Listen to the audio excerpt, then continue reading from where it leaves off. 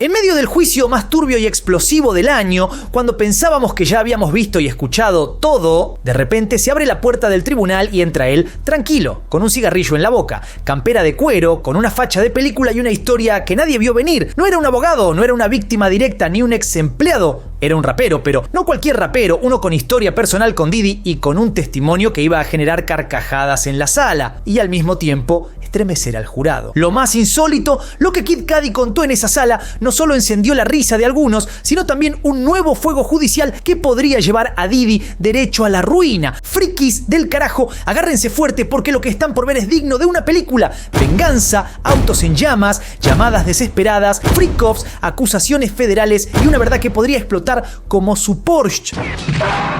Hasta hace unos días nadie, ni los más manijas del caso, hubiera apostado que el nombre de Kid Cudi iba a aparecer en este juicio. No estaba en las listas filtradas, no aparecía en los documentos previos y mucho menos en las especulaciones que venían girando en medios y redes, pero ahí estaba, convocado a declarar en medio del quilombo judicial más explosivo que haya enfrentado una figura del entretenimiento en años. Y su presencia no fue decorativa ni simbólica. Kid Cudi no fue a opinar, fue a poner el cuerpo, a contar una experiencia personal, directa, concreta, una que no solo lo involucraba a él como víctima, sino que, si el jurado le cree, podría reforzar uno de los cargos más pesados del caso, el uso del miedo y la violencia como herramientas de poder. Para el que no lo ubica, Scott Mescudi, conocido en el mundo como Kid Cudi, es uno de los artistas más influyentes del rap y el hip hop alternativo de los últimos 15 años. Colaboró con Kanye West, Travis Scott y dejó una huella gigante con su estilo introspectivo, emocional y volado. Es de esos músicos que no solo hacen hits, tienen culto, tienen legado, y si bien su relación con la industria fue siempre medio ambigua, nunca se lo asoció con escándalos ni polémicas de este calibre. Lo suyo no fue un me contaron, fue un me pasó a mí, y eso en una causa como esta vale oro, porque más allá de la espectacularidad del juicio, de los nombres famosos, de los rumores de freak-offs y fiestas secretas, lo que los fiscales necesitan son hechos concretos, patrones repetidos y una red de víctimas o testigos que muestren que esto no fue un caso aislado. Y ahí es donde Kid Cudi entra en escena, no como estrella, no como músico, sino como el tipo al que una noche le hicieron volar el auto y que hasta hoy no había dicho una sola palabra al respecto. El relato de Cudi no arranca con llamas, arranca con miedo, con una llamada que lo descolocó. Era Cassie, nerviosa, temblando, diciéndole que Diddy se había enterado de su relación. Cudi pensaba que ellos ya no estaban juntos. Pero no, Diddy, al parecer, seguía sintiéndose dueño y esa llamada fue el principio del infierno.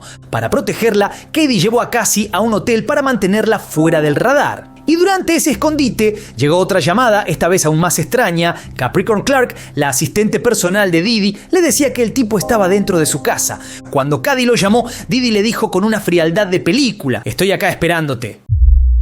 Al llegar, Kid Cudi no vio a nadie, pero su perro estaba encerrado solo en un cuarto. Lo primero que pensó fue en ir a buscar a Diddy para fajarlo, pero respiró hondo y decidió llamar a la policía. Un detalle que pinta de cuerpo entero la situación: un artista millonario, estrella mundial, sintiéndose invadido y expuesto en su propio hogar, pidiendo ayuda como cualquier ciudadano más. Pero la cosa no terminó ahí. Unas semanas después, en enero de 2012, el cuidador del perro de Kid Cudi lo llamó para decirle que el Porsche estaba ardiendo, literal, envuelto en llamas. La fiscalía mostró 6 fotos del auto carbonizado y junto a eso un cóctel Molotov como prueba física de que el incendio fue intencional. Para cerrar el círculo, se usó el propio testimonio de Cassie, que había declarado que Diddy, enfurecido por el triángulo amoroso, amenazó con volarle el auto a Cudi. Cuando Cudi lo encaró después de todo esto, Diddy se hizo el boludo, le dijo: "No sé de qué estás hablando". Y cuando los fiscales le preguntaron a Cudi qué entendió con esa respuesta, él fue claro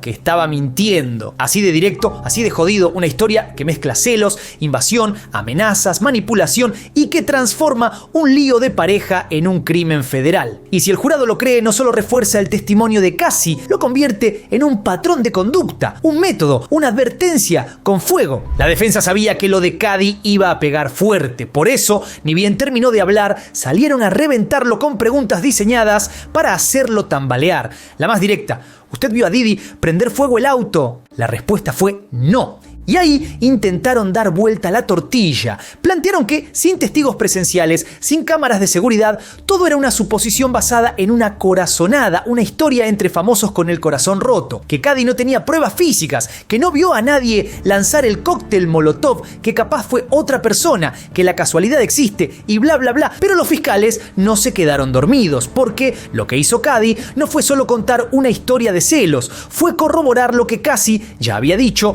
bajo juramento, que Diddy estaba furioso, que lanzó amenazas concretas y que esas amenazas se cumplieron. Lo que se busca probar acá no es si Diddy tiró la botella con sus propias manos, sino que ordenó, permitió o celebró que alguien lo hiciera por él. Y en un caso de crimen organizado como este, eso es suficiente. Además, Cady no es cualquier testigo, no necesita plata, no gana nada con esto. Es un tipo que estuvo en silencio más de una década y que ahora decide hablar cuando el contexto es más riesgoso que nunca. Eso, para un jurado, pesa, porque no está especulando, está contando una historia que encaja con la de la principal víctima, que tiene fotos, llamadas, amenazas y contexto que la sostienen. ¿Es prueba definitiva? No, pero en una causa RICO donde se busca establecer un patrón de violencia y manipulación, cada pieza importa, y el relato de Cady no es cualquier pieza, es una que huele a pólvora, a miedo y a justicia que llega tarde, pero llega. El testimonio de Cady no solo fue usado por la fiscalía para reforzar su caso, sino que la defensa lo recicló rápido para apuntar en otra dirección,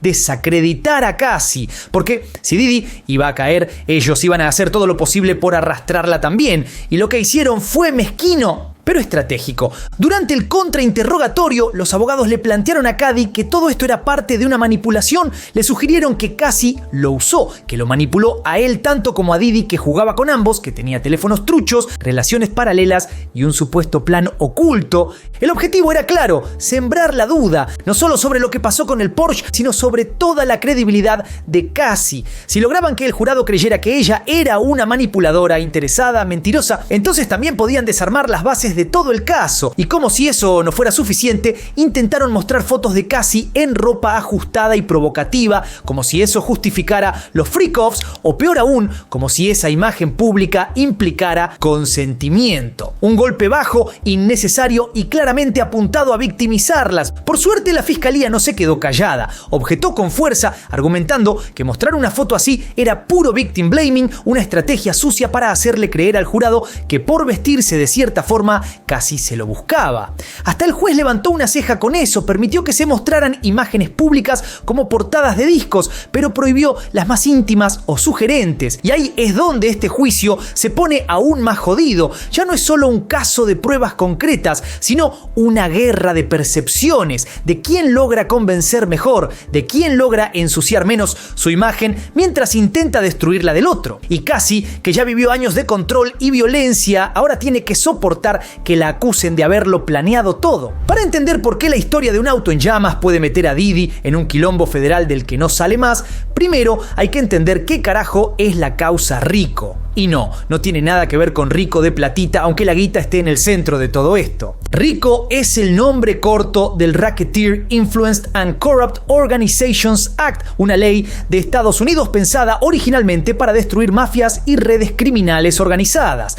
El truco: no hace falta que el jefe de la banda dispare un arma o cometa el crimen directamente. Basta con que forme parte de una estructura donde otros lo hagan por él y que se prueben al menos 2 crímenes graves cometidos en un periodo de 10 años. En este caso, la fiscalía sostiene que Diddy no solo cometía abusos y actos violentos, sino que tenía una red de colaboradores, empleados y cómplices que le permitían operar como una especie de capo narco del espectáculo. Y ahí entra lo de Cady. El incendio de su Porsche con un cóctel Molotov y una asistente llevada casi a la fuerza puede contar como uno de esos predicate acts o actos clave para construir el caso RICO. ¿Por qué es tan importante eso? Porque la ley RICO no castiga solo el crimen individual, castiga el patrón, la organización, la lógica de poder detrás del delito. Es decir, que si el jurado compra esta narrativa, lo del Porsche no es solo vandalismo, es una prueba de cómo funcionaba el imperio Diddy para castigar, intimidar y controlar a quienes se le cruzaban. Y por eso, aunque Cady no tenga una grabación del momento exacto, su testimonio sigue siendo una pieza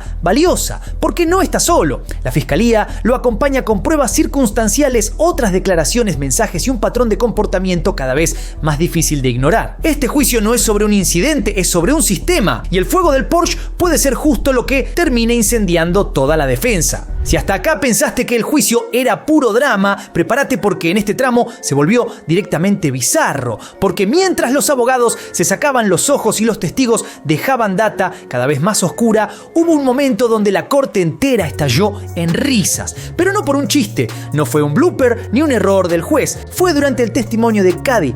Esa calma, ese sarcasmo seco y controlado descolocó a todos porque lo que estaba diciendo era gravísimo, pero lo contaba con una ironía tan sutil que lo absurdo del momento superó al horror. Y ahí fue cuando se escaparon las risas, no por burla, sino por la incomodidad cósmica de la escena. Un tipo contando que casi lo mata y la sala riéndose por no saber cómo reaccionar, tan surrealista como trágico. Mientras eso pasaba, las redes ardían. Las encuestas online mostraban lo que el jurado probablemente ya sospechaba. ¿Crees que Diddy fue quien quemó el auto de Cady? Más del 90% dijo que sí, porque a esta altura lo único que falta es que alguien diga que Diddy tiene un lanzallamas en el baúl. Pero no todo fue risa ni sarcasmo, porque mientras Cady hablaba, se conoció algo que heló la sangre: la desaparición de la víctima número 3, una testigo que había sido citada formalmente y que no solo no se presentó, sino que no responde, no aparece, y su abogado tampoco da señales de vida.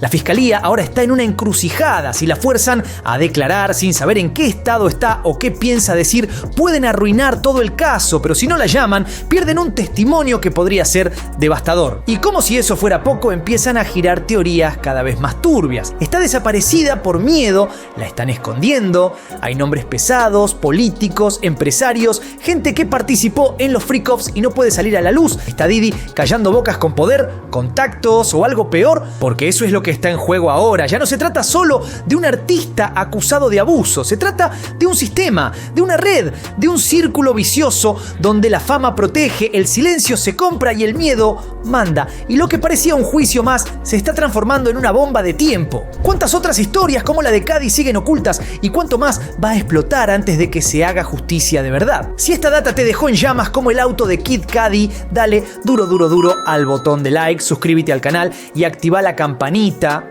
Y contame en los comentarios, ¿vos crees que Cady dijo todo o todavía se guardó algo? Soy Juanito Sey, esto es Del Carajo TV y nos veremos la próxima. Paz.